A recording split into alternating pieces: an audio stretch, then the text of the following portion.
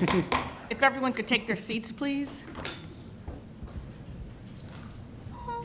I would like to call to order tonight's regular meeting of CUSD 201 Board of Education, September 26, 2017, and roll call, please. Ms. Ambrose? Here. Mr. Armstrong? Here. Mrs. Charlton? Here. Mr. Johnson? Here. Mr. Price? Here. Mr. Strohmeyer? Here. Ms. Wilson? If we could all stand for the Pledge of Allegiance. I pledge allegiance to the flag of the United States of America and to the republic for which it stands, one nation, under God, indivisible, with liberty and justice for all. Okay, the first item on the agenda is approval of minutes. The chair will entertain a motion to approve the minutes of the September 12, 2017 regular meeting of the Board of Education as presented. So moved.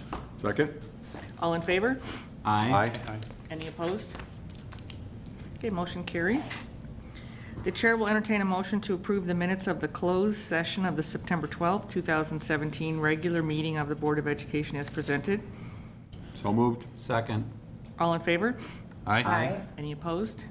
Okay, motion carried. Public comments, we do have one card. Lainey, Vicki, if you'd like to.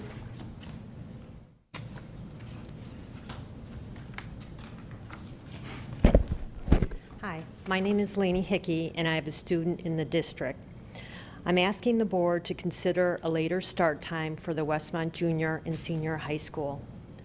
Later start times have proven to benefit students in academics and other areas. Later start times are recommended by many professional groups, including the American Academy of Pediatrics and the American Medical Association. Later start times would further enhance the current curriculum and be advantageous for our students. Thank you. Thank you. Thank you. Are there any other public comments? Okay, then we would like to move to celebrate success from the WTA.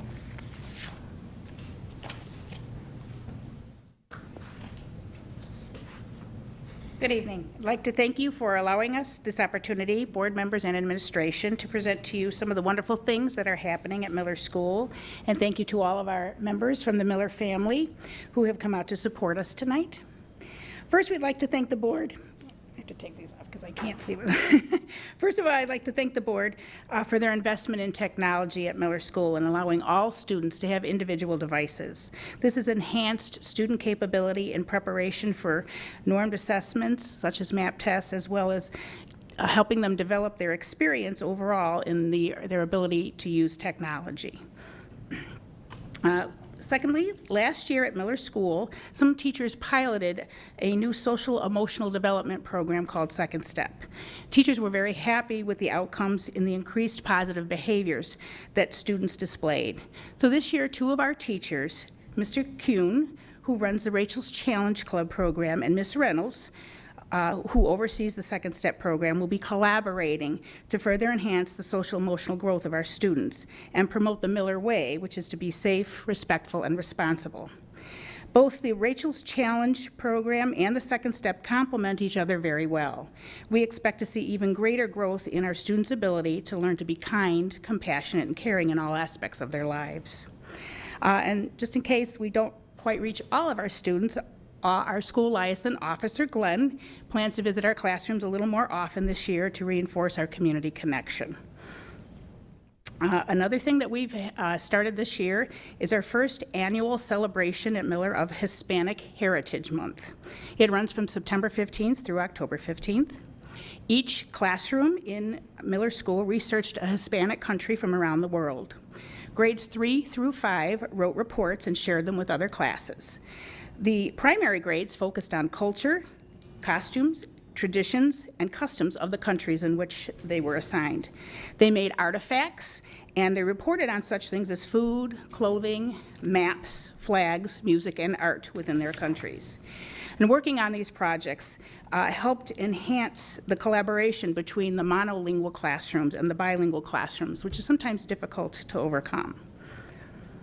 One more thing that we wanted to talk about tonight is the summer school enrichment program that Mr. Ritz and I taught for 2 weeks in late July and early August.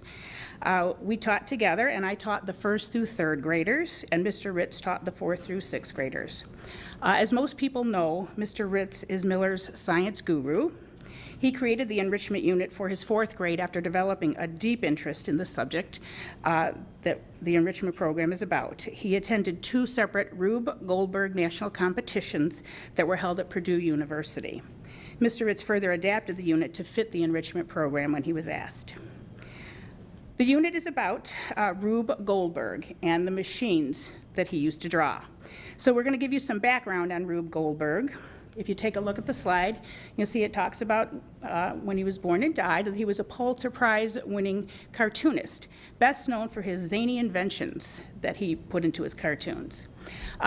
He got a degree from the University of California in engineering, worked for 6 months in San Francisco, and was incredibly bored by it. So he decided he wanted to become a cartoonist instead, much to the chagrin of his parents. So he started drawing cartoons, and you can see some of them up here, some of his most famous ones. The self-operating napkin is one of his most famous. Rube Gold machines are machines that he created because he felt back in the very early 1900s that technology was just interfering with life too much. So yeah, imagine him today. Yep. So he created a lot of these cartoons to point out to people how you can make something a very simple thing, a very simple task, become much more difficult.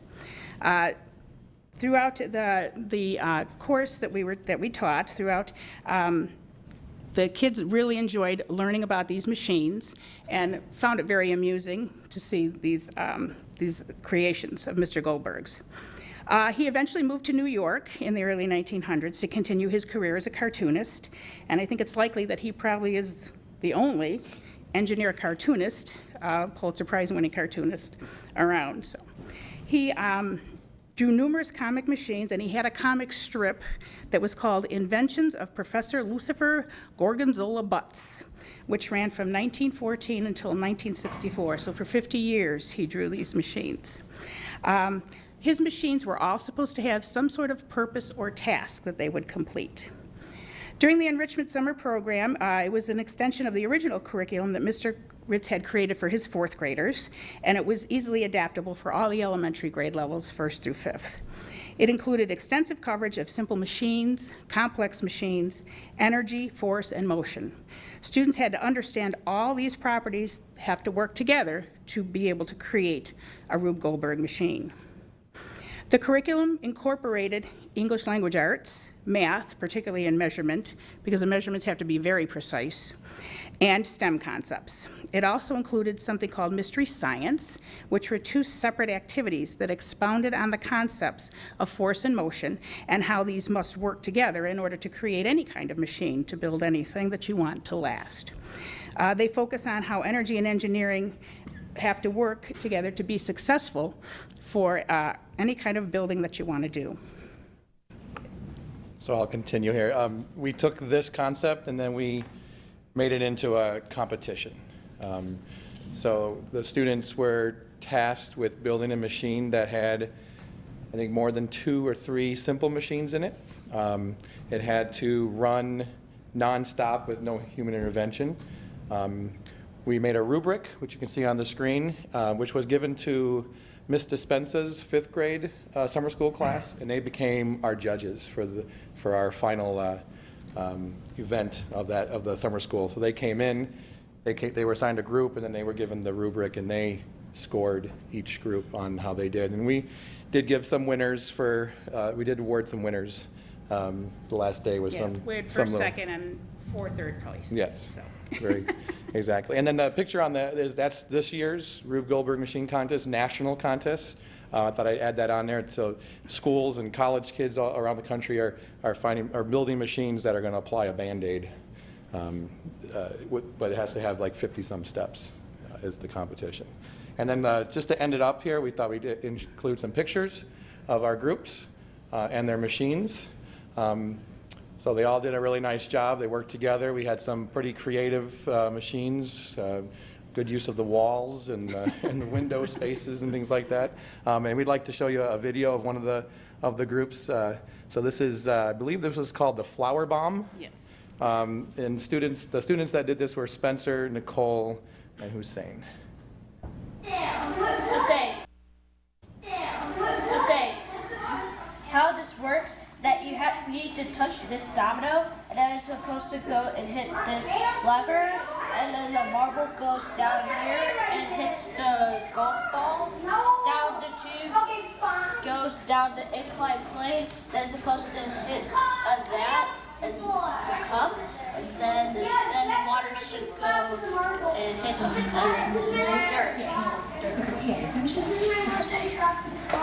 Complex machine to water. So the simple machines are a lever and a control, and that's not.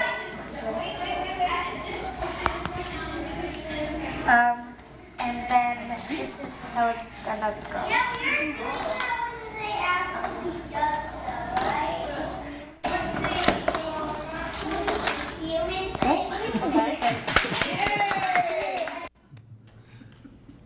Well, definitely watered the plant.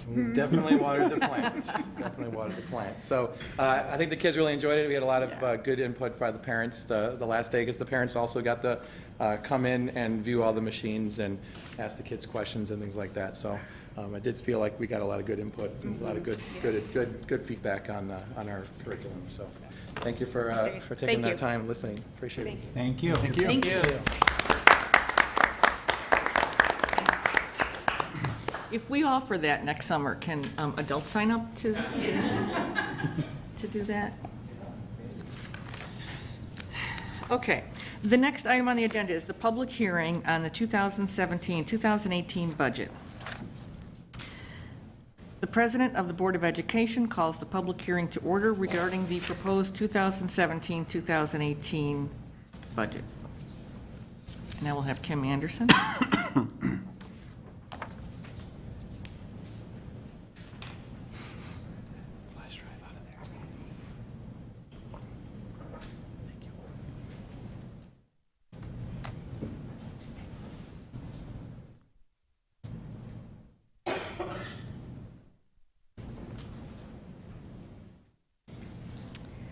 Okay, good evening.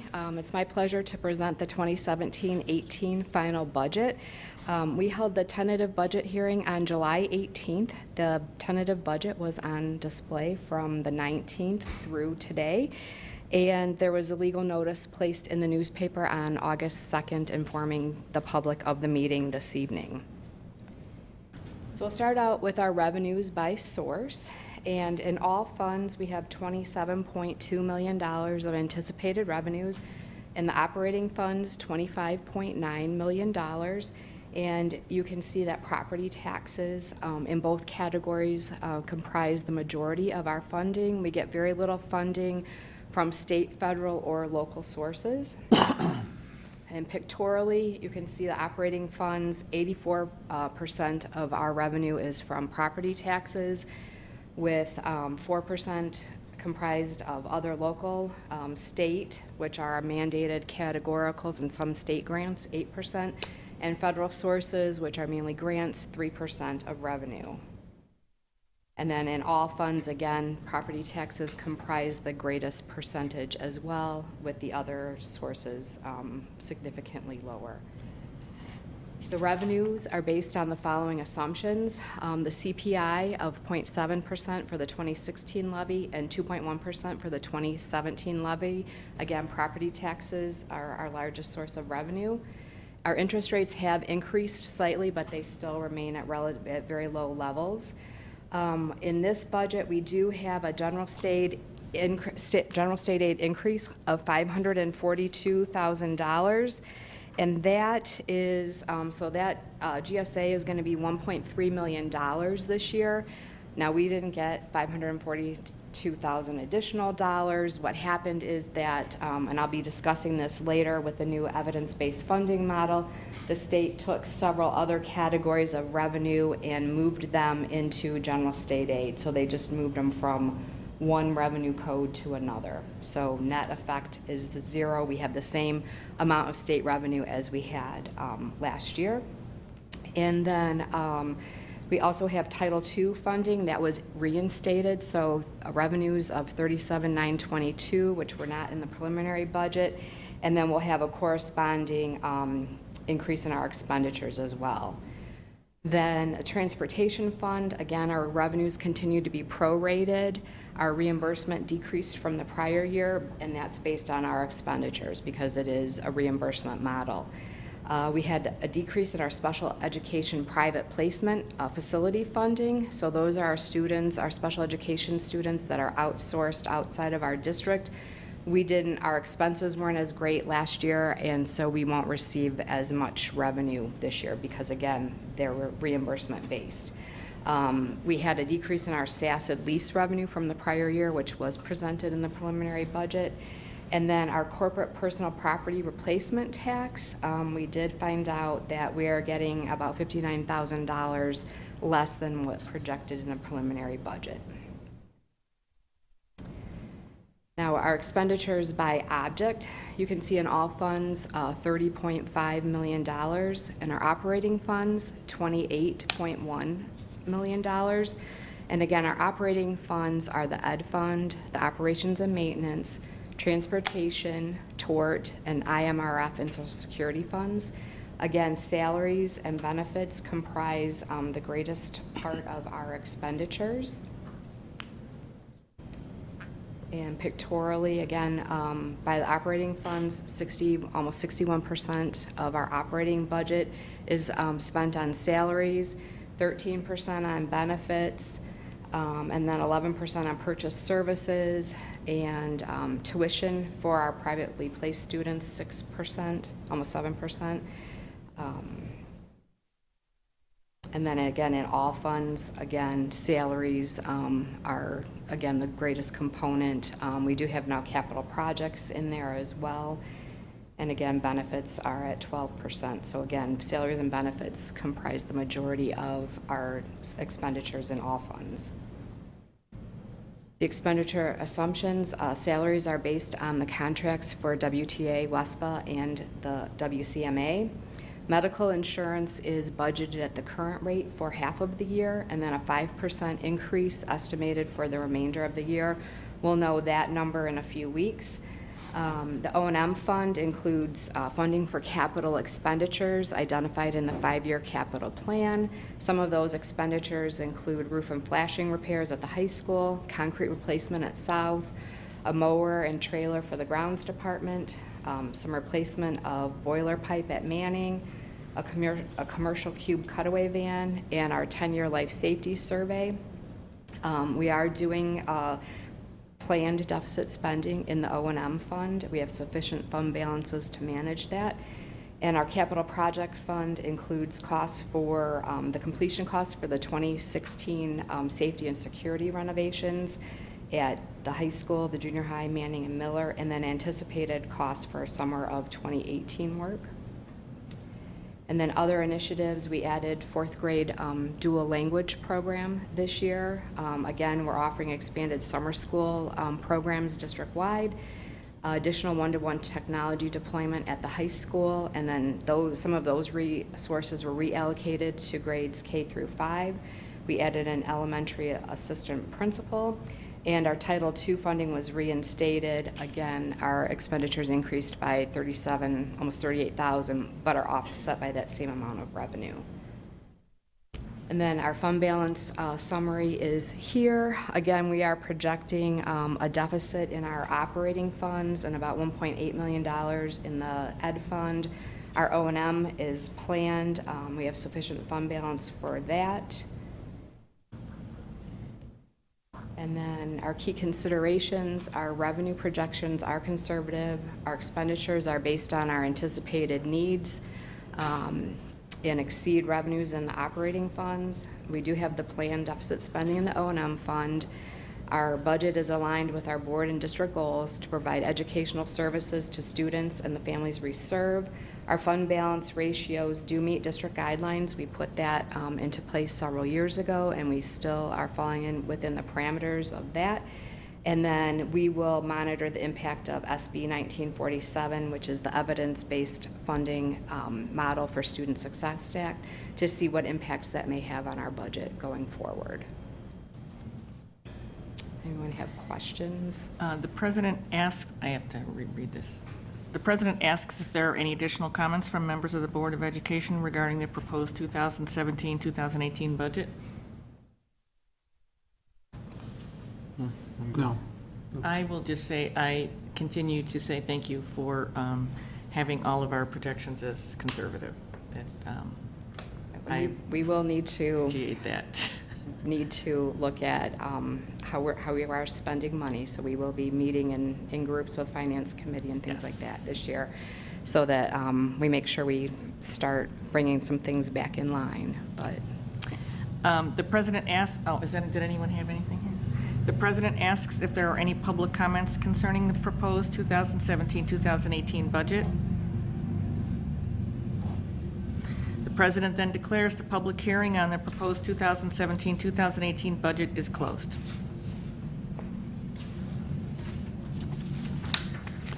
Okay, the next item on the agenda is the consent agenda. And we have removed item number 7, which was the resolution to abate working cash funds, because that is not scheduled for this meeting. There's no action required on that.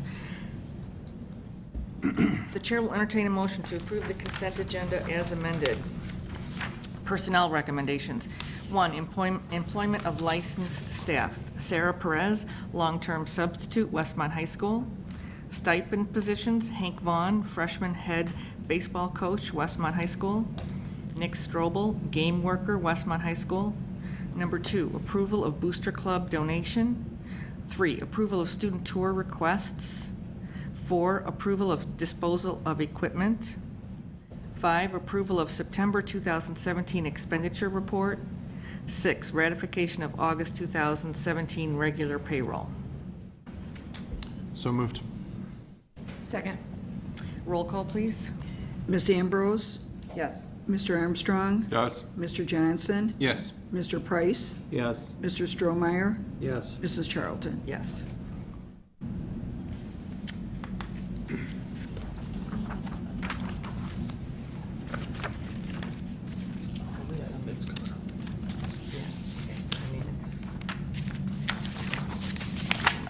Okay, then, discussion information items. We'll have the presentation of monthly financial statements, please.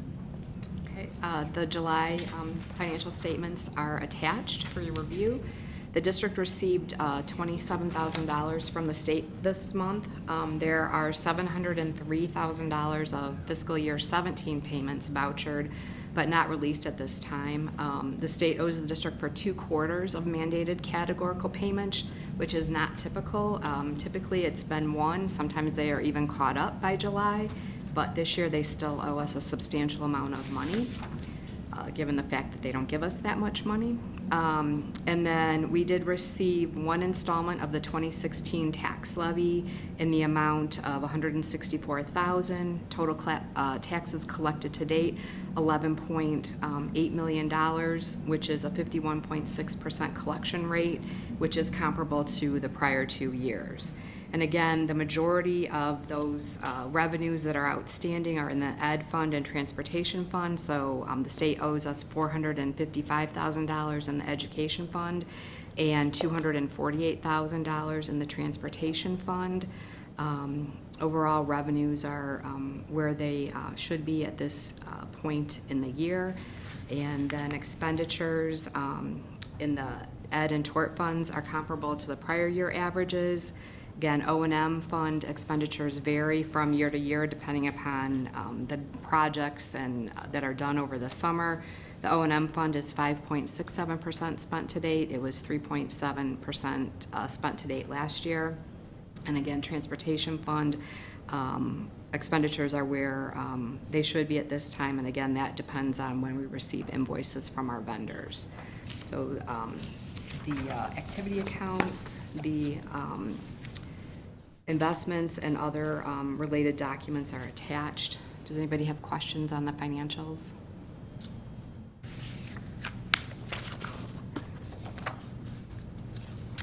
Okay, any questions? Okay, I thought since we have a couple of longer presentations, did you want to come up and do the advertisement on the football field fences? I mean, you're certainly free to stay around for the curriculum update and all of that, but some of those might take a minute, so. So we're going to jump to advertisement on football field fences. All right. Hello, Courtney Anderson, representing the Booster Athletic Club. We would like to ask for approval for the FOP Westmont Lodge 63 to allow them to advertise on the back of the softball fields. We've probably about 6 signs up there right now, making a nice stadium feel for everybody. They haven't been approved before as an advertiser in the district, so we need to ask for their approval. And also, the coaches are looking to purchase a sign also, so I didn't know if they were an approved advertiser or if they were okay already. But that's what we are looking for. The coaches should be fine. Coaches, yeah. Thank you. Okay. Any Is there anything questions on Is that? there anything particular? Is there a logo on the sign? Is there I can a show you. saying? Sure. Or, oh, okay. I don't know how the thing works, but basically just a simple Okay. FOP Westmont Lodge sign. And once they saw the other signs that we had up, they contacted the athletic director and were interested in advertising on the board. So we were happy to accommodate them if you'll let us. I guess just one question, is that just going to be a one-time fee that they pay for a year? Is it a one-time thing forever? Is it is it going to be a reoccurring payment? It's an annual fee. First year fee is a little higher because it covers part of the cost to produce the sign. It's a 4x8 vinyl sign with grommets that gets zip tied to the fence, taken down in the winter so that we preserve the signs and we don't have to keep reproducing them and let them get beat up in the winter months. And then it's a little bit lower renewal fee every year as long as they're interested in business and want to continue. Okay, sounds fine. Thanks. That's great, thank you. Anybody have any questions? Okay, we'll be voting. Okay, all right. I just want to thank Kim and Chris Vent for their help with the booster purchase of the golf cart and the storage container. We were able to get that as being delivered tomorrow, so we'll have it available for the football game. We actually had a call 2 weeks ago for a couple that was asking if we had transportation, and now that we have this, we'll be able to help people get from the parking lots to the games and to the stadium and everything. So, thank you. Very nice. Thank you, Yes, Courtney. Thank you, thank Thank you. you. Okay, now we will go back and go to State of Illinois funding.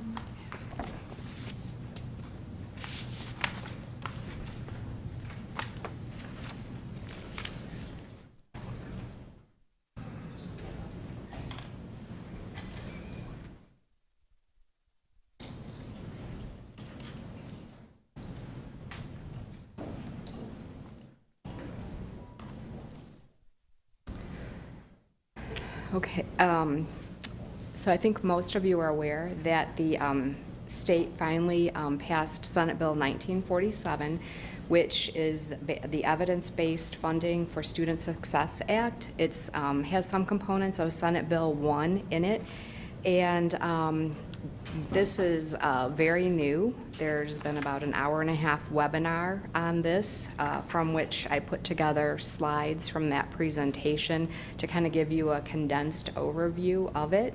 Kevin and I will both continue to be learning about everything that's going to happen with this bill. There's in October half-day seminar on this, so we'll continue to keep you updated as we learn more about how this is going to operate. So right now, just a quick overview of some of the components. A lot of the information is unknown at this time. Anyway, the evidence-based model aligns with the following core values. They believe it recognizes individual student needs, it accounts for differences in local resources, it closes funding gaps and keeps them closed, and provides a stable, sustainable system that gets all districts to adequacy over time. And this slide incorporates some of the effects of the research-based recommendations.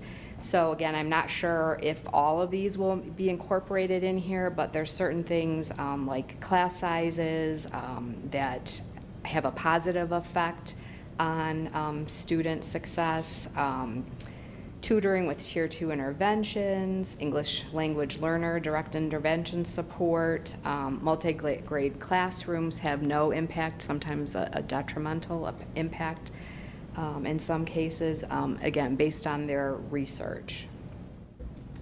There are 26 elements which are listed here in the evidence-based model. I won't go over all of those. But you can look at them, things like assistant principals, library media aides, nurse, instructional facilitators, again, class size are incorporated, what type of interventions, if you have summer school, English learners, psychologists, all those types of things are incorporated, and then there are some criteria for those and how they're going to be incorporated into the model. The first thing that the model does is determines an adequacy target, which is the cost to provide high-quality education to our students.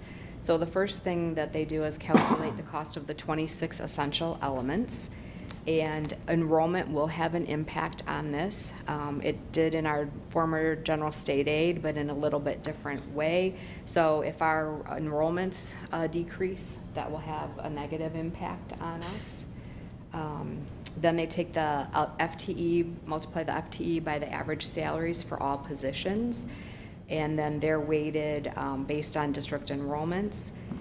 And then those adjusted salary-based elements, they're adjusted for regional differences. So there are some regions in southern Illinois that have a different weighting than the northern suburbs, and again, our salaries tend to be much higher in this area than they do in southern Illinois.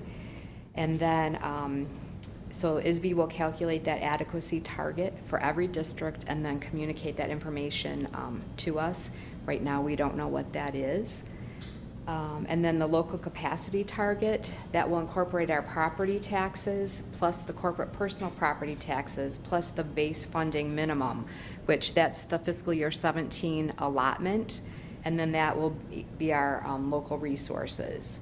And that is the local resources that are available to support education. And obviously, the more local resources you have, the less state resources we'll be receiving. And then they'll compare the total resources to the adequacy target to determine the percent of adequacy. And again, we don't know this at this time. Okay, now the base funding minimum details. Fiscal year 18 base funding minimum is calculated from the following components, and this is why I had to make changes to our final budget. The prior year general state aid, which was $778,000, and then our mandated categorical programs, so special ed personnel reimbursement, $336,000 for that. That funding is going away this year. The same with special ed education funding for children requiring special education services, $176,000. Our special ed summer school of $3,000, and our bilingual English learners revenue of $26,000. So those four components, along with the general state aid, equal our total base funding minimum, which is the $1.32 million that we discussed in the budget presentation. And then next year, our base funding minimum will be that $1.3 million, and then any new state funding that they're going to allocate to us. And again, we don't know what that is, and that will be determinant on where we fall in the different tiers. So there are 4 tiers for the distribution of new dollars. I won't go through all of those, but most likely the district is in tier 4, that we are probably above the adequacy, and then we would be allocated 0.1% of new dollars. Other provisions in this, and some things that some of the committee that worked on this, these items were not in favor of the education committee that worked on this. However, they were approved in the legislation. Mandate relief, It allows a school board to determine the frequency of PE as long as at a minimum of 3 days per 5-day week. You can contract with a third party for driver's ed. There's property tax relief fund. That's a mechanism for high tax districts to receive grants to lower their property taxes. Districts would need to apply for that. Again, we don't know any details on that or how that will work.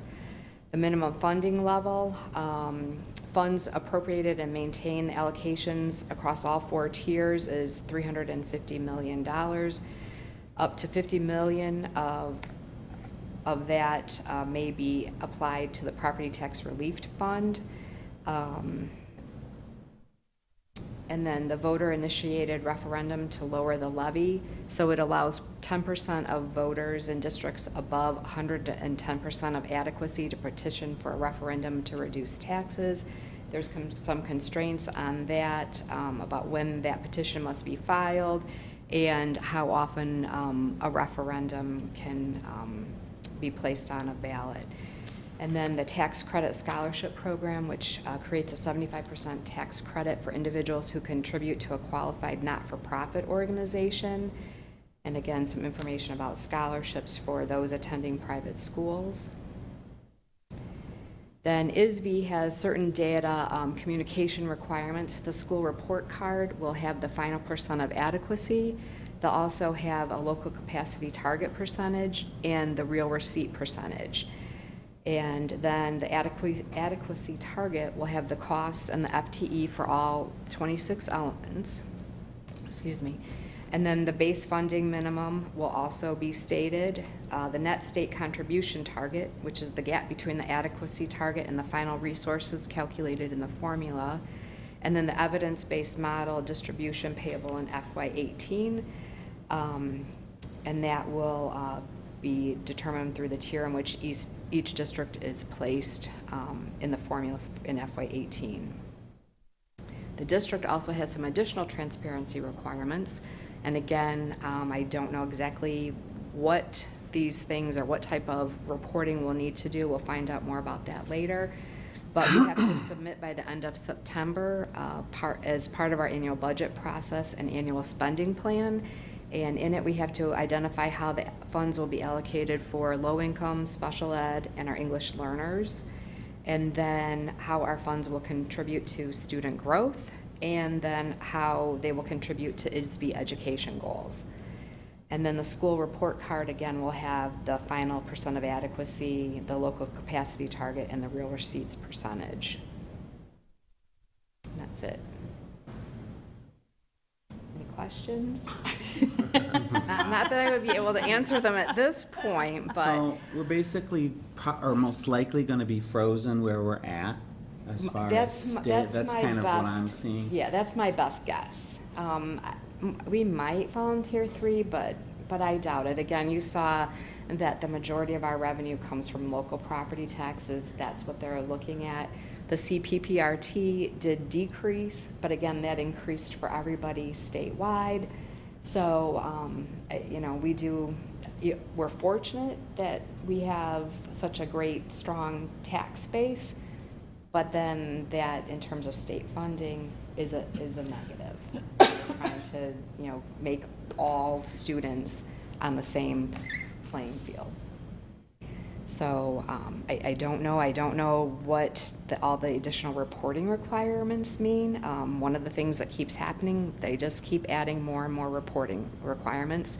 We know that for the Title I, there's going to be some additional reporting requirements as well that Nadine and I will be attending meetings on that to figure out what else we need to do. And in terms of our budget, might need to be tweaked a little bit more. We do a lot of budgeting by our attendance centers, but may have to do even more with that going forward. So lots of things kind of up in the air, and we'll keep you informed as we learn more information. Okay. Kim, this is great. I mean, your presentation. It's mind-boggling that they were able to come up with whatever this is. Do you know if there's still any talk about freezing the property tax? That was always something that they were talking about. Is that Yeah, something that's I- still out there? I think that's gone. Kevin, have you? Well, I think it's kind of still below the surface. There hasn't been recent discussion about it. Okay.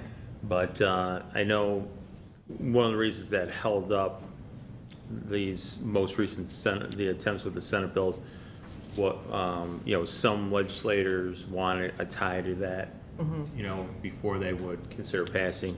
So, they passed the funding model, but I would not be shocked if that resurfaces at some point in time. Because then that affects, would that then, if I understand this, if they lowered the property or didn't, froze it for a number of years, would that move us into a different tier, maybe? Well, it depends. Again, it could, but it might you might stay in the same tier because it would have the same impact on all the other districts as well. So, Oh, nice, okay. Great, I mean, okay. I thought there was also, and maybe it was in the, before the bill was passed, discussion about some aspect of pension cost shifting going on with this. Was that that's talked about at all? not in here right now. Okay. I thought something about new employees or something like that were gonna Right. be They paid are locally. looking at tier 3 for pensions. Or was that pulled out and put into a separate bill? I'm not sure, To but do they with the were, pension systems? but there is some discussion about that as well. Okay. So, Okay, any other questions? all Thank you. right, thank you. Okay, the next item on the agenda is presentation of ISB salary compensation report. Okay. I think I have too many topics tonight. So each year, we present the ISB salary and compensation report, which lists all of our TRS employees with their base salary, FTE, vacation days, sick days, any bonuses, annuities, retirements, or other benefits. And this is something that's reported to the state each year.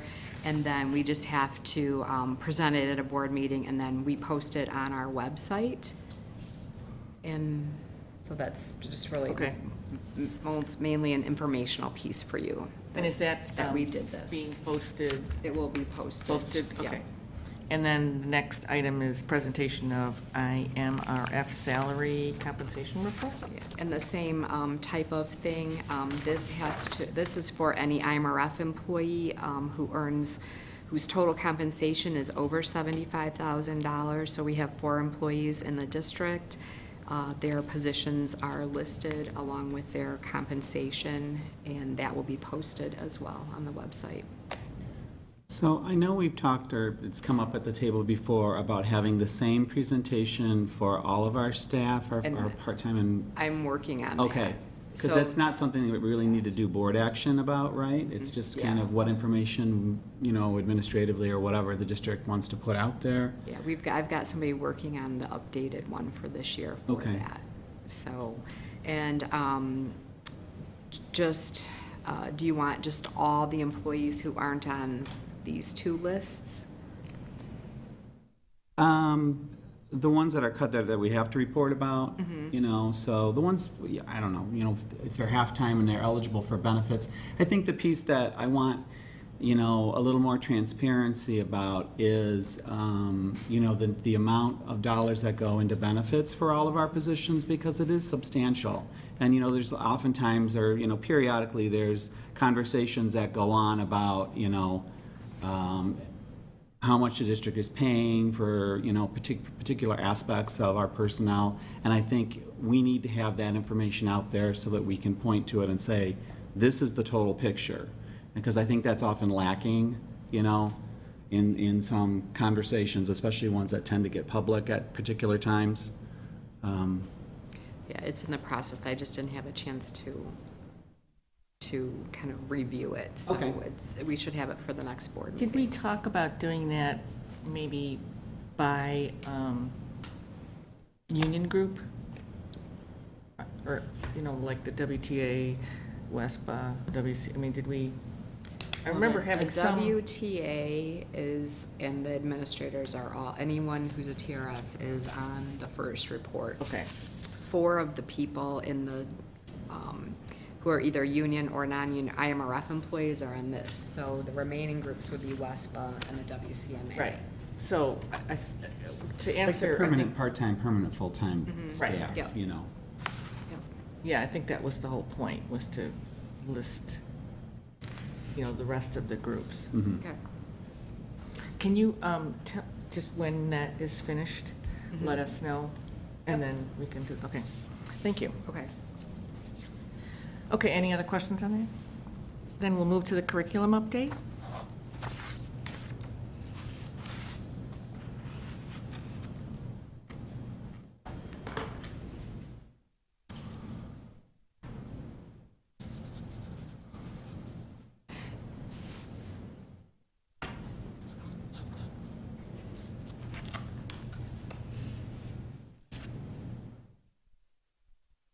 Okay, good evening, Board of Education and Mr. Carey. Thank you very much for inviting me here tonight to give you an update on some of the work that we've been doing throughout the district on behalf of our teachers. I want to address the issue of high-quality instruction and curriculum for our students, particularly in the area of K-5, and give you some specific information about how professional development helps build the capacity of our teachers to be able to align our curriculum.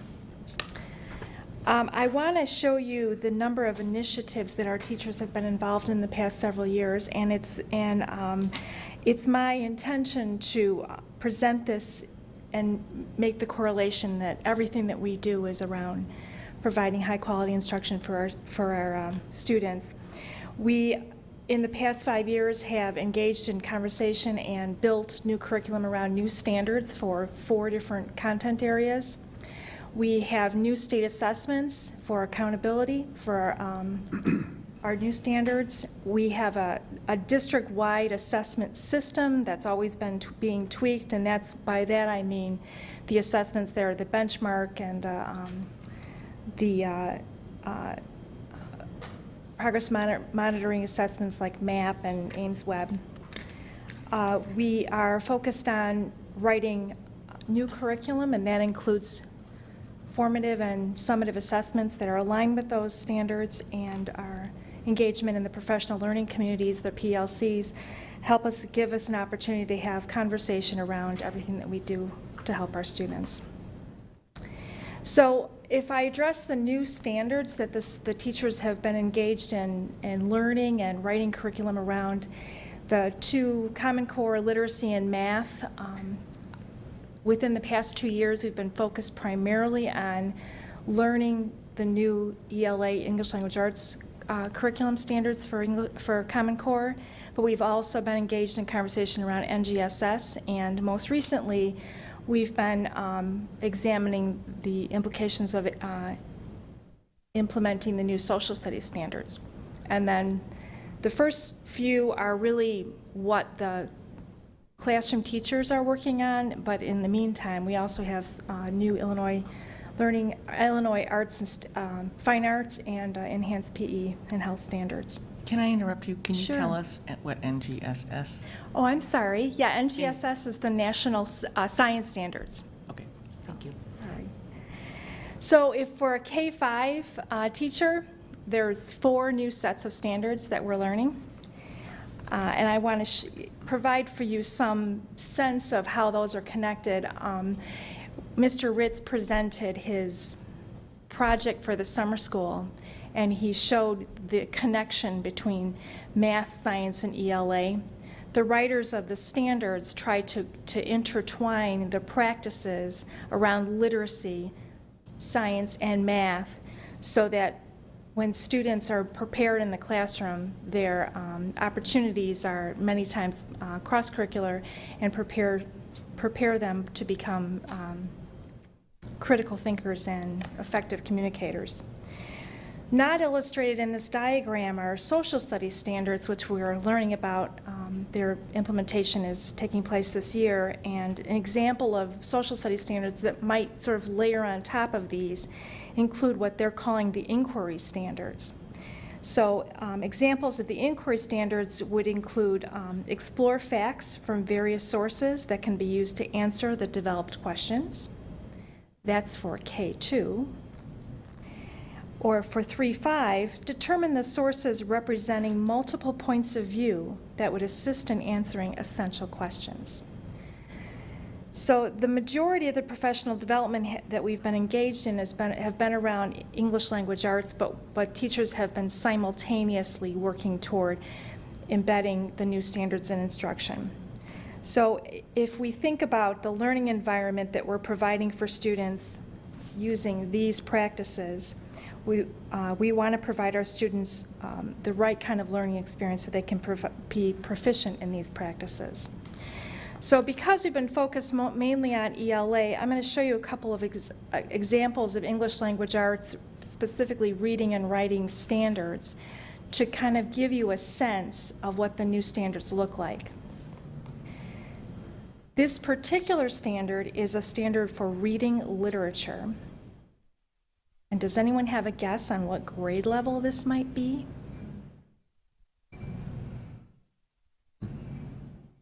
Junior high? Junior high? Any other guesses? College? Grade 4. Fourth grade? Oh, I said eighth grade. Let's try that one again. Let's take a look at this one.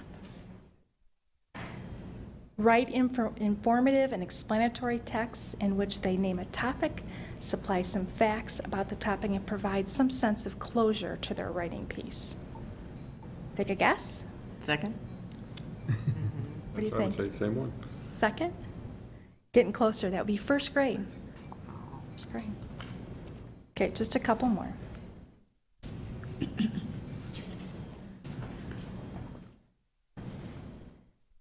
This is also a reading, this is a reading informational text. There's two sets of standards. There's 9 for reading literature, and there's 9 for reading informational text. So this one, draw on information from multiple print and digital sources, demonstrating the ability to locate an answer to a question quickly or solve a problem efficiently. Grade? Guess? Well, since we're going down, I'm going to have to say kindergarten. No, I tripped you up a little bit. It's not kindergarten. You can tell a kindergarten standard because it looks just like this, but it says with support. Second? Second? No. Good guess, though. It's 5th. It's 5th. But still, pretty tricky. So when we're referring to rigor in our instruction, we're not talking about memorizing discrete facts, adding another page to a packet, or loading on more work. Rigor is a result of hard work and not the cause of hard work. Rigor is a result of thinking in sophisticated ways about ideas that are driven by curiosity and inquiry. It's my hope that when I showed you some of those standards, you can kind of get a sense of what that looks like. We want our kids to collaborate with their peers to communicate, solve problems, and use creativity to show what they know. It's those types of learning experiences that are outlined in that one set of standards. So this graphic shows you the complexity of the ELA standards. There's 4 strands in reading, there's 9 standards in informational text, there's 9 standards in literature, there's 9 standards in writing, and there's a whole other set of standards that go around conventions in English language. So the manner to which the Common Core standards are laid out is vastly different than how we learned how to teach. The administrators, the coaches, and the teachers, we all need to learn this content, how to teach it, how to measure success, and what research-based instructional practices look like. Learning this cannot be accomplished without job-embedded, sustained professional development. The coaches and the administrators and the teachers were all co-learners in this process. So when we talk about how we implement new standards, we do it through development of curriculum maps. So this is just kind of a graphic that sort of gives you a sense of, we build a scope and sequence, we talk about pacing, we construct or deconstruct standards into learning targets that students would understand. We design assessments that align so we know what it looks like for a child to be successful in that standard. We struggle over success criteria. We have to find suitable materials that help us teach those standards. So if you're a K-5 teacher, multiply what I'm describing times 4, because there's this for math, science, and social studies. But we'll stick with the ELA for a few more minutes. When we talk about this idea of job-embedded professional development, there's a lot of discussion and a lot of collaboration that happens. So in order to accomplish the process that we need the support of consultants. We met with a consultant for over the past 2 years several times. She's a researcher and an expert in literacy instruction. Her name is Kelly Dobeck. She works with several school districts and was able to provide us with models of unit plans, student examples, and expert advice of how to implement research-based instructional strategies to help us understand the complexities of comprehensive literacy. So while working with Kelly, she supported literacy across the curriculum, provided another set of eyes when reviewing student data, and helped us with our common assessments. She was a coach to our coaches and the administrators. We met in grade level days, so we pulled all of the teachers in one grade level from both schools, and we met either for half day or full day to get this work done. We thoroughly examined the standards. We were made to understand the assessment methods. We saw student examples from other school districts. We took a look at our own student samples. We engaged in discourse over instructional practices, and we reviewed our student work to make sure that our assessments were aligned to the standards. So I'm going to show you just an example of what an assessment looks like. The assessment practice that I'm going to show you is suitable for K-12, primarily K-8, and it's something that we could use to assess any reading standard or writing. So Kelly really stressed to us that research shows that more writing makes better writers. Seems kind of obvious, but typically when we ask our students to write, we ask them to write and then rewrite and revise and have our peers look at it and change our first draft to final draft. But she stressed the importance of what we call quick writes, students just writing for a short period of time, showing what they know. So this little tiny short rubric is one that we have implemented in K-8. So this idea of articulation all the way up through the grade levels was really important. So she helped us understand the strength and the value of this strategy, and we brought our student samples back, and she showed us how to grade them and how to assess them. And then, interestingly enough, when we had the consultant come in, we had a nationally renowned author, writes many books about literacy, Kelly Gallagher. He's been all over the world. He helped write policy. He helped write standards. In his talk to the teachers, he mentioned, or he focused on, the strength of quick writes. So what I'm trying to illustrate here is when we work with those outside of our own district, it helps us build capacity. It helps us learn. And engaging in research-based strategies is so important to our students. So when we look at our curriculum and all of the work that we do, how do we know that the implementation is successful? And I think there's a few different strategies that we're engaged in. First of all, it's on the administrators and on the coaches to continue to support our teachers and to when they're in the classrooms, understand what they're looking for in terms of the strategies and what that curriculum looks like in practice. If you walk up to a student, ask them what they're learning, does it connect, is it aligned to the curriculum map? The assessment data, whether it be the state assessments or the local assessments, the data is also, the assessments are also aligned, the goal structure of all of our assessments are aligned to the Common Core. So any of the assessment data would help us evaluate the strength of our curriculum. Our curriculum maps are never done. We're continuing to work on them. We will be meeting again throughout the year to check to make sure our pacing is correct and make sure that our assessments are aligned. We've been in many conversations where we've given an assessment and determined that the alignment wasn't perfect and we had to adjust some questions or adjust some items. And through the work of the professional learning communities, we'll continue to collaborate over the topic of curriculum and teaching and learning. So with our next steps, we need to strictly focus on priorities because there's a lot going on, especially for the elementary teachers. We need to closely monitor and evaluate how we're doing with our changes and our initiatives, and we need to continue to provide sufficient professional development for our teachers and our administrators. Any questions? I have a question. Thank you for this.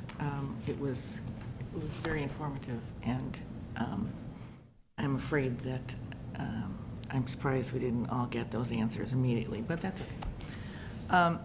The one I really like this, and I'm hoping that you can put this on our district website so the families can see like what the things that you're talking about.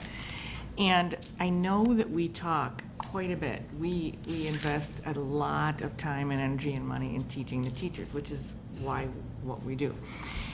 In the past, we used to do the PLC updates all the time and send those out to the district-wide. And that hasn't happened.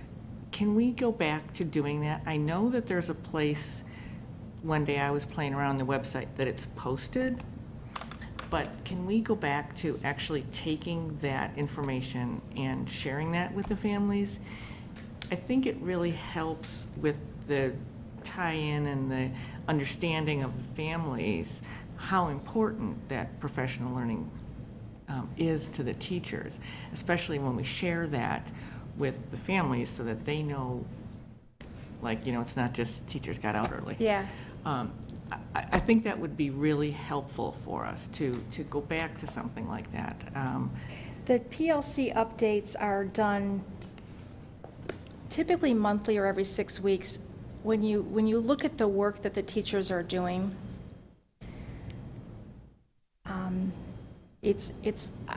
I'm cautious about saying the same thing over again. Does that make sense? To work Yeah. on their, We're continuing. I assume it's going to be every Wednesday you're going to continue where you left off, and so you can't really say you've discreetly finished something, and I Right. think that kind of gets frustrating. Well, why are they always doing the same thing? Right. And so, So that's primarily why the updates are not done more frequently than once every month or 6 weeks, because the work, as you say, is never finished. So the PLC updates, they pretty much say the same thing. We have 4 questions that we work with, and I wrote a long piece in the PLC update to start the year last year. We have 4 questions, and we work on those 4 questions every week. And so it's hard work. It takes a lot of collaboration. There's a great deal that goes into it, but to express that in writing that makes it seem different than last week or different than last month is what I struggle with. So in terms of the updates, yes, your point is well taken. Our community deserves to know how our teachers are engaging in conversation. But perhaps if you read some of the materials, if you could give me some, I don't know, advice on how I might make that seem fresher, because that's a struggle. And when the PLC updates are done every month or 6 weeks, when I push the button for e-blast, then that's how parents who have subscribed to that page will get that blast. correct me if I'm wrong, and maybe it seemed as though sometimes they were written from a different perspective, like from the perspective of a particular teacher who wrote about a specific thing, so that it wasn't the same thing all the time. It was, and does, No, that's what I was just about to mention. Yeah, it Maria. When they seems like it came out, was- It used to be different people would give us a different perspective. So maybe, I don't know, choose somebody from each meeting and task them with. Yeah, we take notes at every meeting, and we document the work we're doing, so we know where we left off, and it's also helpful when we take notes, because we go back and refer to those notes and say, oh, what did we talk about a month ago? How did that work out? So those notes are taken, and so typically what we'll do is we'll kind of wrap those notes up into a news article. except I think what we're saying is, it seemed like it was written from a different perspective each time. Yeah. Because from what I've understood is that sometimes there is a discussion about, like, there's always the overlying, like you're saying, the four questions. the four But sometimes questions. it's written from the perspective, like, all the third grades are together, or the high school and the junior high are talking about something. So it was written, it used to be written by an individual person, not necessarily yourself, but somebody who was there, about how they took what they're doing and how they applied it, and So you that. think, specific examples?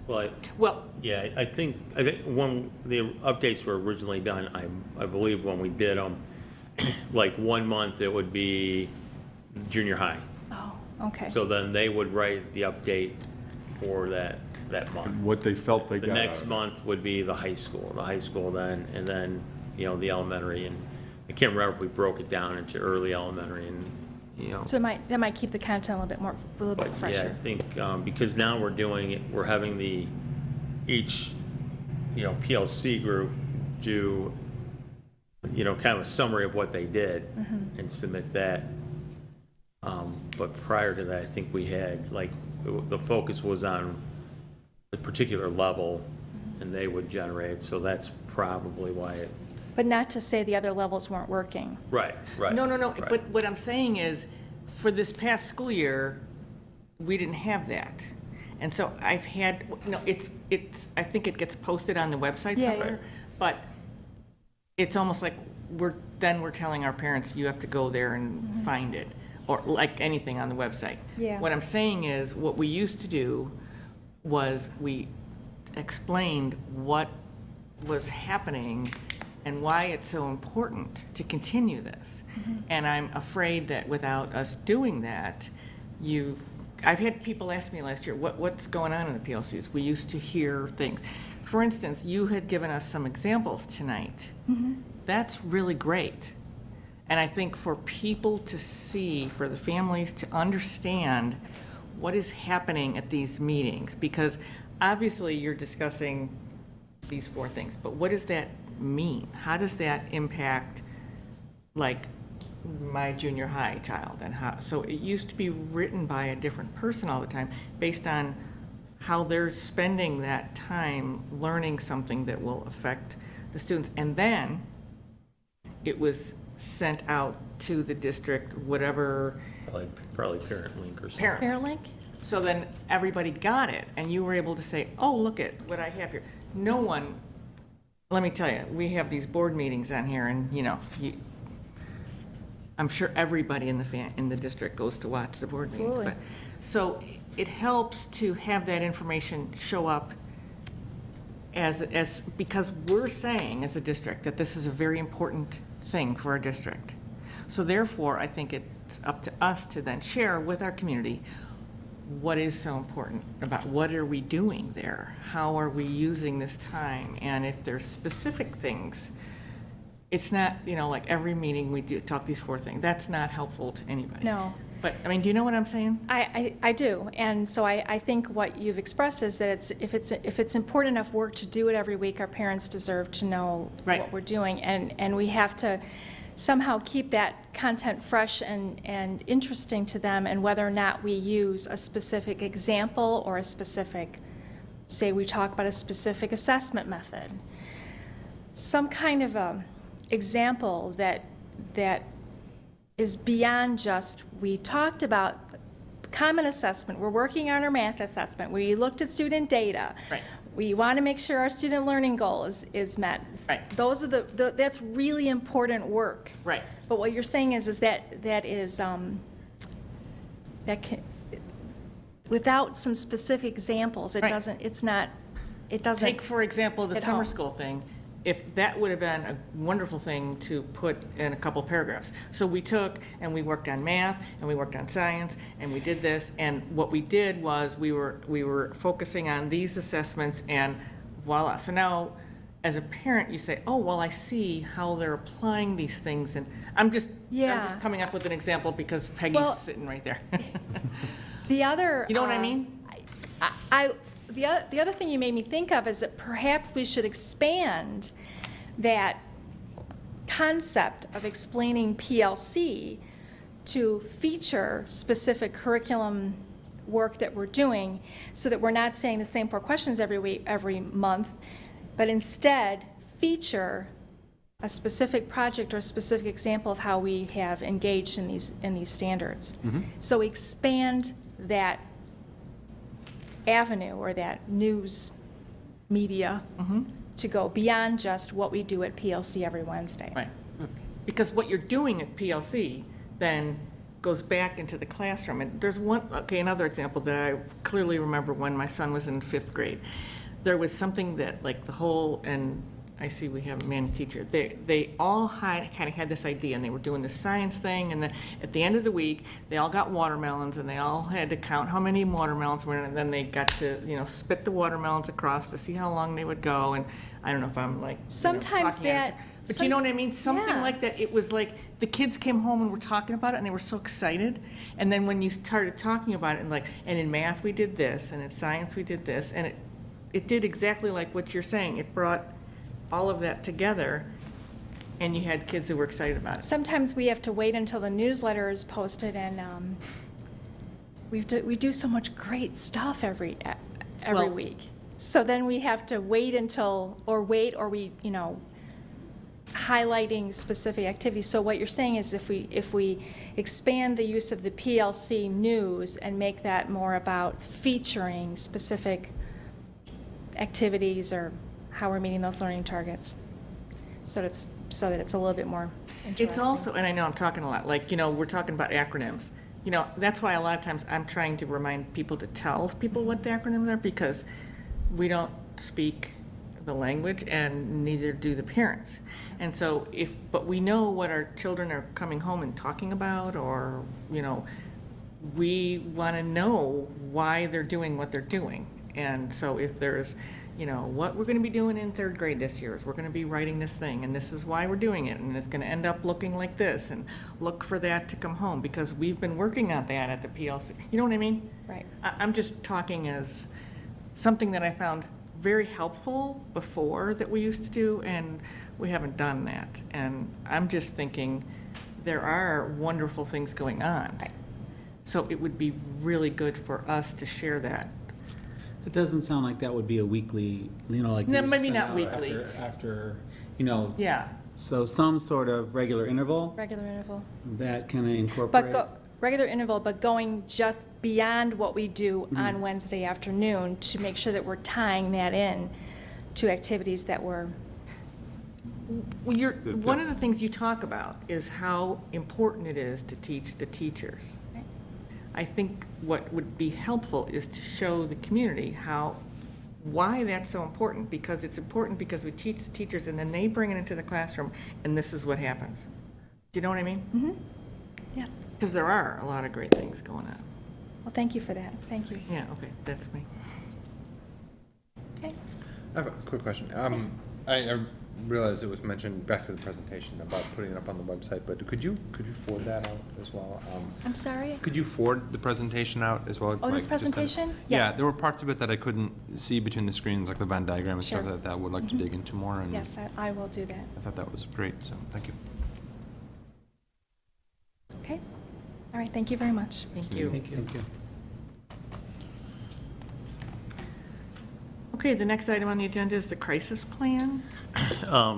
Each summer, our administrative team, we meet with representatives from the Westmont police and fire departments, and we meet in June, and that initial meeting is to review all the emergency drills that were conducted the prior year, and we debrief those drills and discuss what went well, opportunities for improvement, and then we come back in August, and then we schedule all of our drills for the upcoming year, and then also tweak our crisis plan. So attached for you is our quick reference guide for our crisis plan. By design, we don't share that publicly. That's to preserve the integrity, security of our crisis plan, but it's there for the board review, but it is something that we're diligent about. We have all our drills scheduled. We'll conduct those drills. And again, next summer then, we'll go through that same process to do briefing. But again, for your review is the crisis plan. How has the upgrades of the buildings changed, like the crisis plan? I imagine it impacted that. Right, it did significantly at both the junior high and the high school, because if you recall, we had open classrooms. So when we went to a lockdown, there were rooms that obviously could not be locked down. So now that definitely has helped with the high school as well. The academic wing can be locked down, the hallways can be secured, as well as when there's, if there were to be the fire in the building, again, those doors can be closed so that it prevents somebody from walking into that area, but they'd have to exit out a different way. So it definitely has changed our drills and improved our security. Okay. And like, for instance, we're, a month into the school year, so does the drills with the kids change?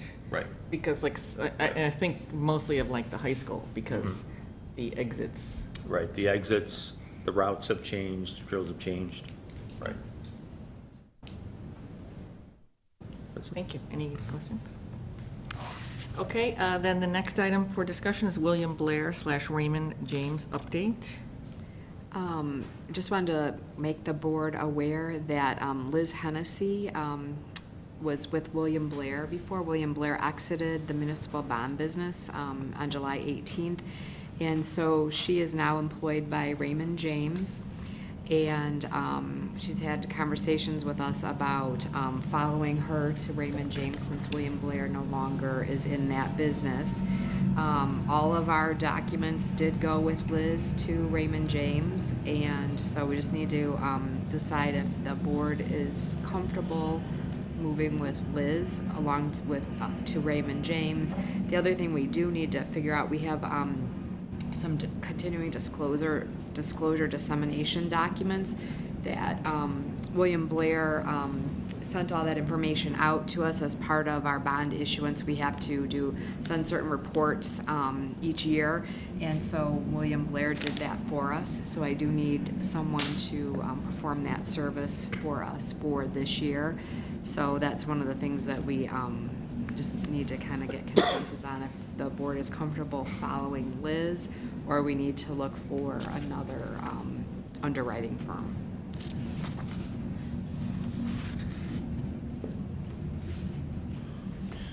A quick question. I'm not familiar with how this relationship evolved there with Liz moving.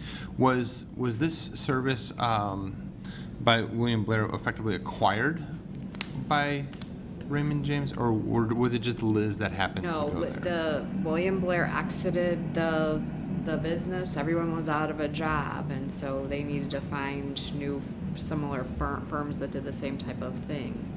And just for the board's information, Liz did share that the Village of Westmont works with Raymond James, so there is some familiarity. I did not check with her to see how many of her clients have followed her to Raymond James. So when you say our material went with Liz over to Raymond James, Like our documents for all of our bond issuance. was and that things like was She that has- through? I mean, did we approve of that or anything? I mean, We didn't, but William Blair, that doesn't exist, so I'm not sure, what you would do. So they did allow Sure. her to have access to that. I mean, we have documents, obviously, but, you know, she was able to covered. take that same information as well. And did we get notified in advance that William Blair was getting out of this? No, they didn't get notified. Typically, in those types of situations, you get walked into a room, oh, guess what, you don't have a job, and you're walked out, so. Okay. I don't have a problem with it. I mean, I've been happy with Liz's work and all that. I just was this seemed kind of strange. I think institutional memory is important. I think staying with Liz would be an asset to the district.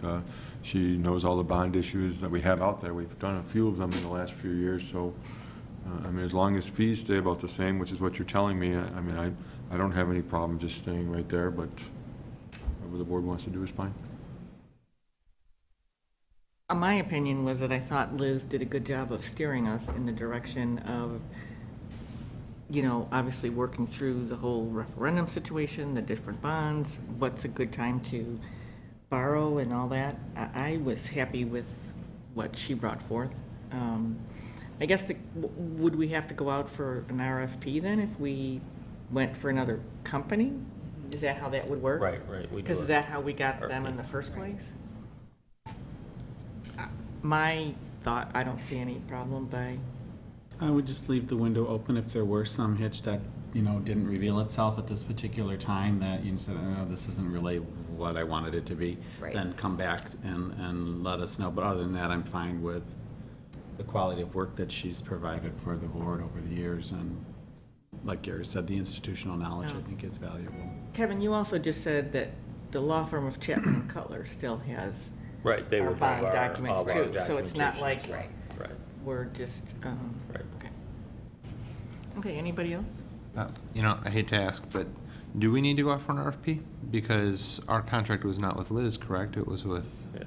We check with Terry Hodges and we don't. If the board is comfortable continuing the partnership with Liz, then there's no need to.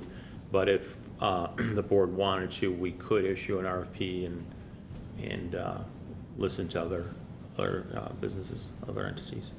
Is it worth considering the cost impact for competitive bid? I don't know how material the cost is to our financials. Yeah, what is the cost to do an RFP? Well, there's time, right? Time is I'm sorry, I'm referring to the underwriting. If this was a competitive price, when was the last time we benchmarked, or is it a large number to our financials?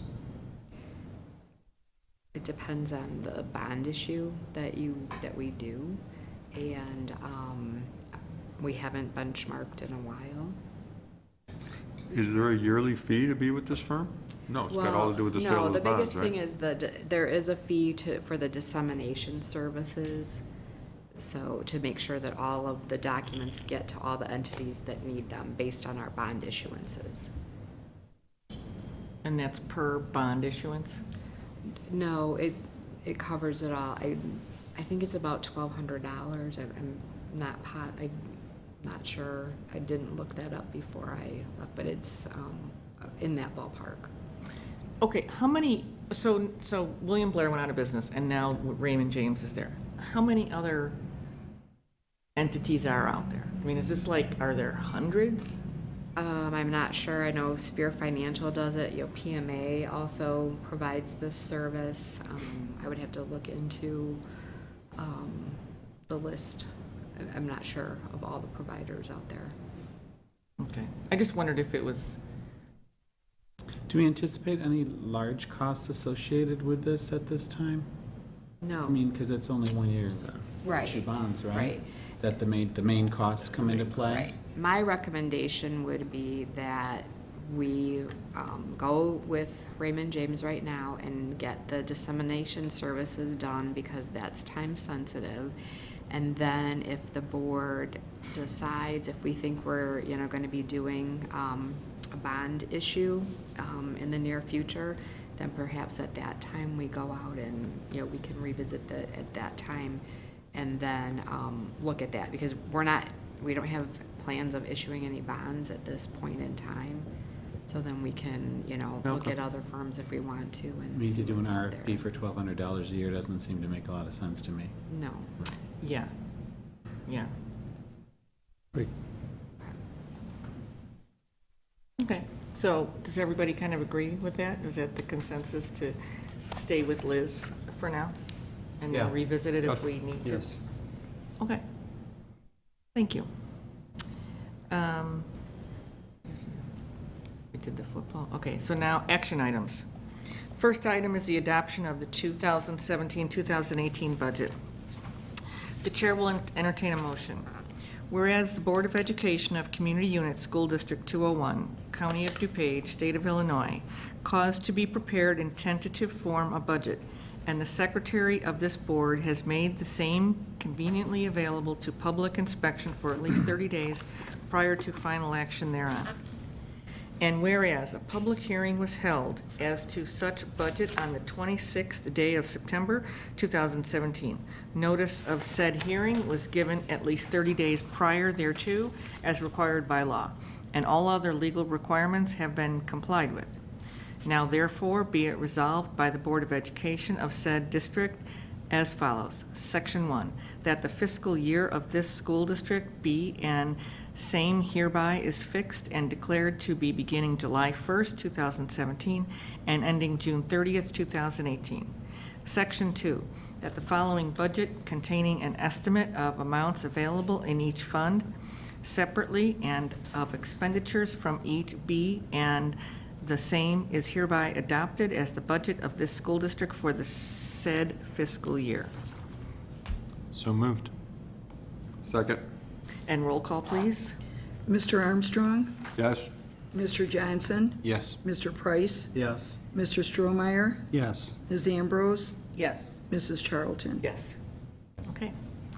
The next is the approval of advertisement on football field fence. The chair will entertain a motion to approve the advertisement by the Fraternal Order of Police on the football field fence as presented. So moved. Second? Roll call, please. Mr. Johnson, Yes. Mr. Price, Yes. Mr. Stromeyer, Yes. Ms. Ambrose, Yes. Mr. Armstrong, Yes. Mrs. Charlton. Yes. Excuse me, Kevin, can I make a request that when this comes up in the future, because this has come up twice, I think, in the last few months at least, could we get pictures or something of the area? Okay. It's not that I want to object to it, but it's just kind of nice to have an idea Sure. of where exactly they're referring. I kind of referred to a section of the fence, but I didn't recognize the reference. Sure. Sure, we can do that. Thank you. Okay, the next item is the superintendent's report. There are a couple items in my report. One is, I have for you the summer school report. It lists the courses that were offered and the enrollment that we had over the course of the summer. And the numbers stayed about the same as the prior year, almost identical to what we had the previous summer.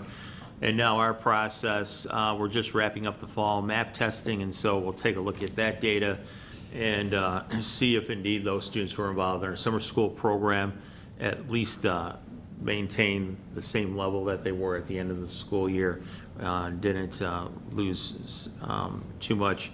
And then our plan then is to kind of take a look at the data and then make adjustments and tweak our summer school program.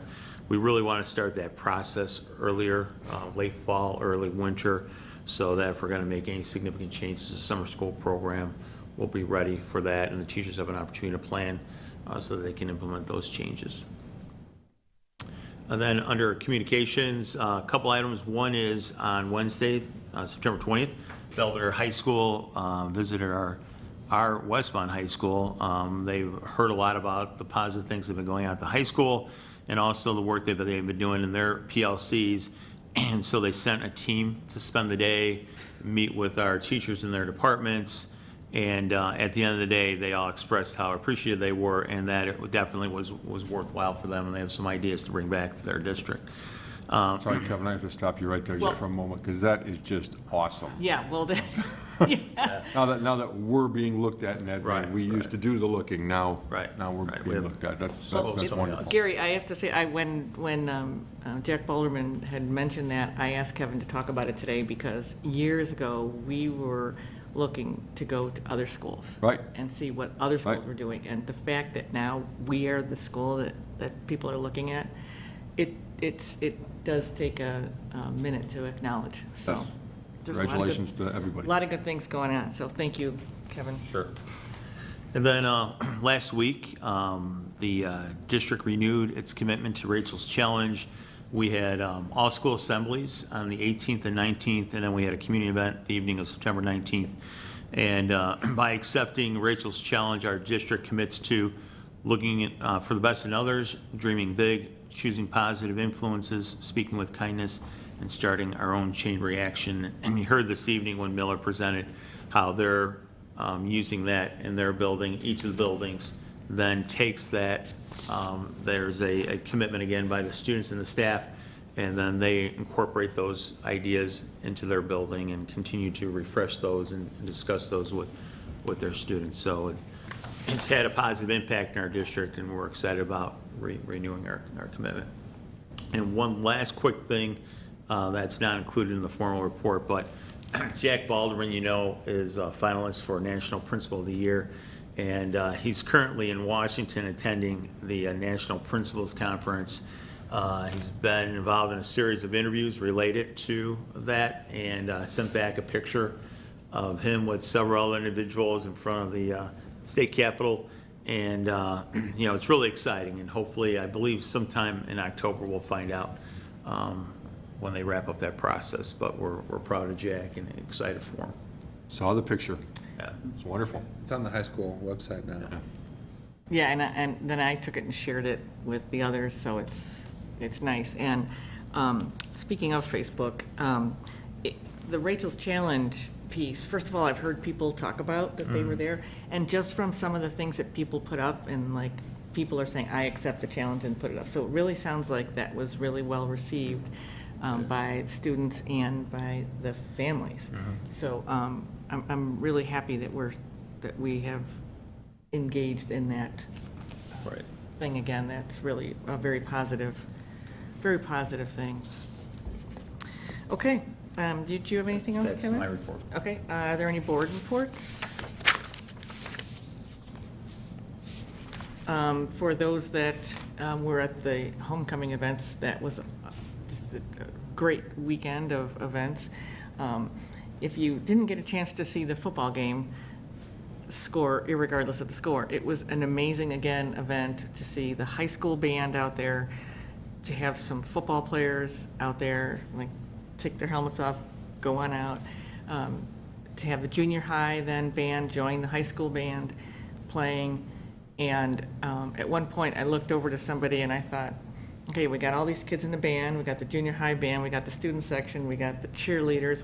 I think every student in the school and half the district was there. And then to have the fireworks was a great evening. I mean, the whole thing, it was just very, very nice, and a lot of people commented on that. So it was a great night. Are there any public comments? All right.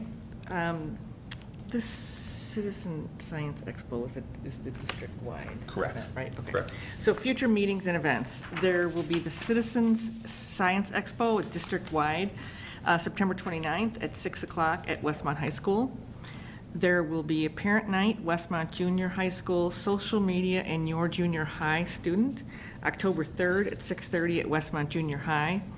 There will be no school on Columbus Day, October 9th, and the next school board meeting will be October 10th, 2017 at 7 o'clock here at Westmont Village Hall.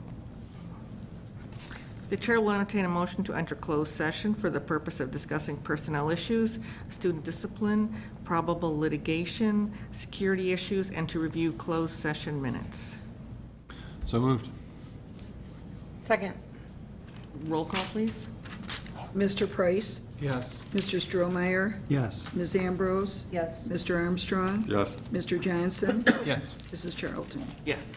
And after close, we will be voting on the board action on the closed session minutes and the verbatim closed session minutes.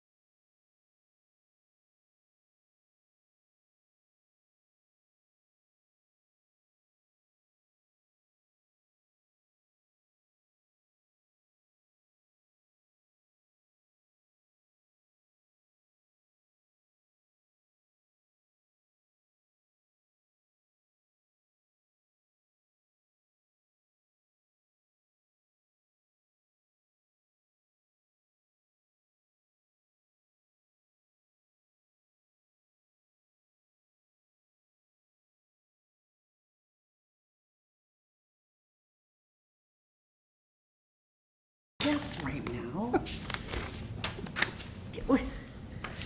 Okay, the chair will entertain a motion to retain closed status for the closed session minutes dated March 7, 2017 through August 29, 2017. So moved. Second.